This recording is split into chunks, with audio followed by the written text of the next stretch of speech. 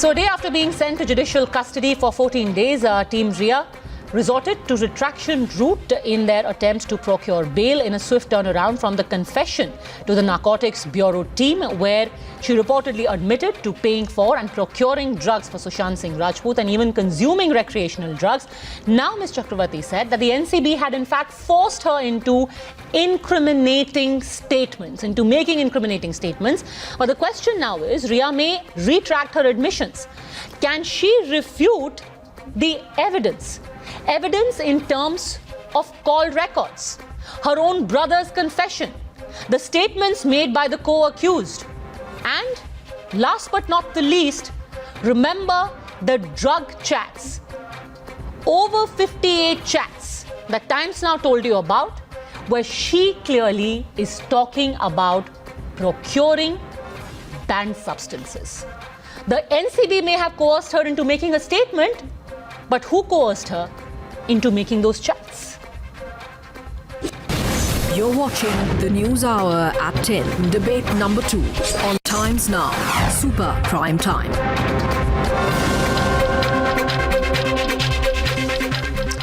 All right, Amit Satam of the BJP continues with us, as does Mr. Vikas Gupta, lawyer. G. Radhakrishnan, supporter of the Shiv Sena, also joins us. Again, I will start by asking you, Amit Satam, because this is again a very grave charge. Because here the accused is saying that she is being forced, she is being coerced, and coerced by a central agency. I am not at all surprised by the statements that have been made by accused number 1 in this particular case, because the way the accused number 1 has been conducting herself for the last more than 75 or 80 days, and the way she has gone to the Bandra police station and tried to do cross-firing by filing FIR against Sushant Singh Rajput's sister and that doctor who has prescribed the medicine. And the very next day, she has accepted all the charges. And again, the next day, she is saying that, she is being coerced into this. So I am not at all surprised by the statement that she has been coerced into this. I think she is into a judicial custody, and the chats and the various submissions that she has given to the NCB, I think those statements, those chats and various submissions are more than enough to prove that she was a part of a larger drug cartel that was operating in Bollywood. Vikas Gupta. This is typical legal, for want of a better English word, जिसको हिंदी में कहते हैं पैतरेबाजी. No, that's the right of the accused, but I would not call it a trick or some what all you termed it. It is the right of the accused, and you must understand how the NDPS Act also works. It's unlike the IPC or any other act. It's a special statute, and only under the NDPS Act and to extend to the Customs Act, not even to PMLA, because that's been held unconstitutional by the Apex Court. Here, the statement made before the officer is admissible in law. And you must also understand, which a lot of high courts and Supreme Court has propounded, that once you may not be formally arrested, but once your body and soul is within the premises of the investigating agency, and where you do not have a free will to walk out at a time when you want, you are under arrest.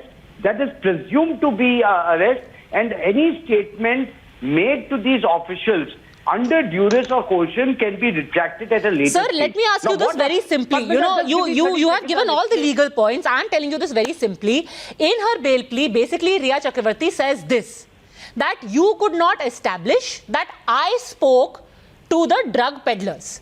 Plus, I was not found in any possession.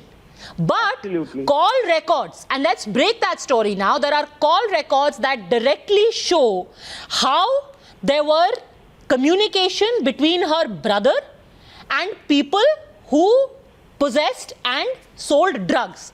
So is she saying that Souvik Chakravarti was dealing in drugs all by himself?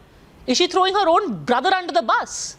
No, Padmaja, you need to understand this is a case of all small quantities. If you look at the chats which you had shown on your televisions, on your channel repeatedly, it all pertains to small quantity. And you will ask that why she was given a judicial remand by the court, because at the very first instance when you bring the accused for judicial remand or for police remand, they are produced before the Court of Chief Metropolitan Magistrate. So Sir, normally, okay, let me, I'm not even talking about the process. I'm asking you the simple thing that she's saying, I was forced to incriminate myself. I have got nothing to do with drugs. So are you saying those communications, the fact that her brother was getting drugs, the fact that there are peddlers who in fact have named Shouvik Chakravarti, the fact that there are call records about how all these people were talking to each other, this is not circumstantial evidence. But are you saying all of that was also coerced or it's fake? Padmaja, that really doesn't matter because it's a case of a small quantity. Please understand, it's all bailable offences. In just a matter of time, they will all get bail.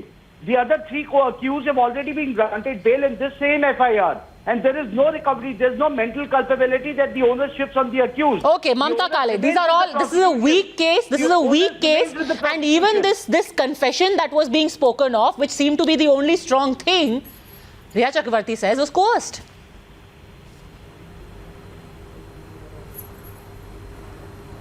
Padmaja, first of all, I just want to remind everyone that she is accused number 1 in Sushant's murder mystery, in his death case. She already has this FIR on her. Now again, this narcotics angle has come later on. And as far as this girl is concerned, I have found a new name for her today, Padmaja, Madam U-turn. For everything, she'll initially accept, say, and then take a U-turn. Be it a CBI investigation. Initially, she was the one who had tagged the Home Minister of India, requested him to get the CBI investigation done, and then thereafter she says, no, I don't trust CBI. So she has no faith on CBI, no faith on ED, no faith on NCB. Media, so she has said that no, media is useless, media is doing complete trials. We, the citizens, the commoners, she says that no, we guys have been, after her life, we are the one who actually peddled all the stories, fake Ashish narratives, Dikshit. so that she goes behind bar. Ashish Dikshit. Padmaja, legally speaking, if there is a case which says that confession is a very strong piece of evidence, that case is, I think, unreliable, because confession in law has least evidentiary value. I'm strictly speaking as a lawyer. What happens when you are in custody or before police officer? People have this tendency, because of coercion and other factors, that they will write anything, and law prescribes the retraction is permissible. Only it has to be seen whether retraction was timely made or there was undue delay. So in this case, this has been done within less than 24 hours. And yes, as rightly said, the case which has been brought out by NCP does not sound as grave of a offense under NDPS Act. 59 grams of ganja, whereas 1 kg is the small quantity. Imagine 59 grams and 1 kg. So till 1 kg the offense is up to 6 months. So how does it makes any difference to the case? It's immaterial. And as far as the confession of other people is concerned, same principle applies. Confession by any co-accused, either by the Shouvik or any other accused, has no value in law. It cannot be a basis of declaring someone guilty in law. Amit Satam. See, I think the investigation that has been done by NCB and CBI, all the electronic evidences that have been put forth by people, by channels like you, which actually should have been done by the Mumbai police or the narcotics cell of the Mumbai police, but unfortunately they did not do it, clearly show that there is a huge gang of people, and Riya Chakravarti is just a front woman for one gang which is operating in Bollywood. That particular gang which does drug peddling, drug consumptions, organize rape parties, organize these kind of drug parties, supply drugs to various people within the industry. And there has been incriminating evidence of all these things from all the electronic evidences that have been got in front of everybody, the whole country. And it is very obvious, as I said. I am not surprised that today she has retracted her statement. Ashish Dikshit and Mr. It's being argued by Vikas Gupta and Ashish Dikshit that the quantity is too small. You're making literally a mountain out of a small hill of hash. See, whatever the quantity is in the discussion right now, today, we are talking about what is in discussion today. But their NCB is still investigating. NCB has got a whole list of 25 people from Bollywood, from some politicians also. Ashish who Dikshit. They will definitely investigate. So you might And think it is a definitely minor this offense, but it's a bigger particular quantity- cartel that is being busted here. Exactly. It is just And a Riya tip of the Chakravarti is mountain. involved. Ashish Dikshit. It is a tip of the So iceberg. please, like, it's all, that's the whole problem. It's all about speculation. The NCB in its remand application does not say even a whisper about all these things, that there are 25 people involved. The problem is that as of date, the case is about only 59 grams. Using the word syndicate in your application doesn't mean anything, because where is the syndicate? Who are the people who have been arrested? Because what happens, see, if there was a syndicate in reality, NCB would have sought remand of Riya Chakravarti to find out that syndicate.